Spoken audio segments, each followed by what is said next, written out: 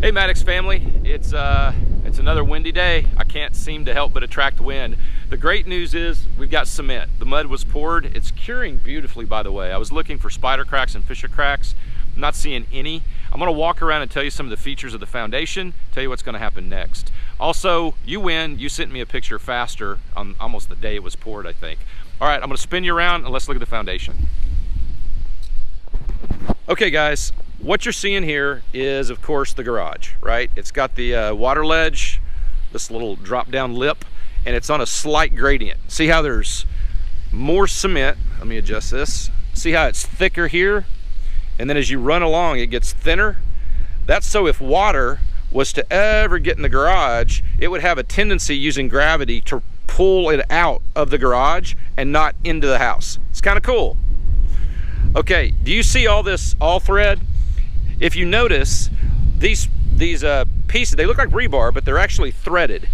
There are, all along the perimeter of the house, those pieces of metal. That's where a device that a 2x4, a stud, a vertical stud, will be bolted down and tightened with a nut.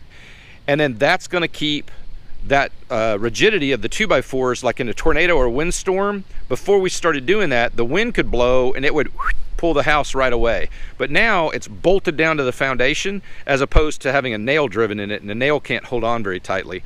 But all thread can. And so they bolt those 2x4s, the studs that are the main studs in the home, down, and they're on the whole perimeter. All right, that leads us to your patio. Patio, thin.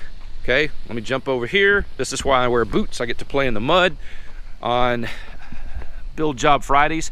Can you see the thickness of that? Okay, that's still foundation. It's just got a drop down over here so that the water doesn't rush into the home from the back door. And there's the thickness of the thinnest part of your foundation. Down below the foundation where those trenches were, it's much, much thicker. There's your cables for a post-tension cable foundation. There will be nuts threaded on the end, screwed in tight under. It's going to tighten up those cables, pull it together each direction, and that gives it a lot of rigidity and strength. Okay, and then this little guy right here, there's my work boots.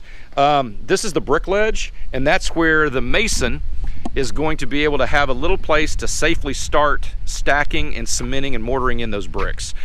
Okay, you've got various sewage pipes, water pipes, conduits for gas lines, stuff like that.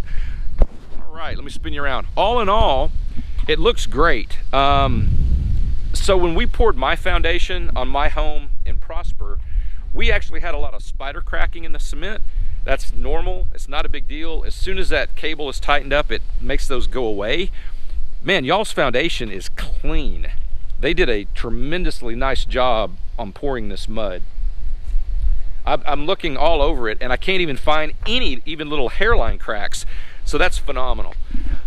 See, the consistency of that foundation is just smooth. Normally, I'm trying to find even one. I mean, this is kind of unusual. See how that foundation's still wet? Your foundation's still curing. You can walk on it, but it'll be curing for probably a month, 2 months before. So that's kind of interesting. On the inside of the foundation, it's like a brownie that's gooey in the middle, and it'll continue to do a chemical, it's called an endothermic, I think it's an endothermic reaction. It doesn't put off heat to the outside world. It's got it sealed inside, and it's cooking and curing for months.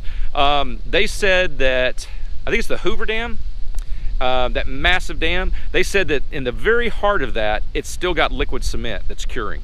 So eventually it'll cure. It's not that thick, but it's going to be doing that for months. It is impervious. You can stand on it, drive a truck on it, it's fine. I can't think of anything else. This was a really long one. Love you guys, hope you're all well, and I'll see you next Friday. Bye.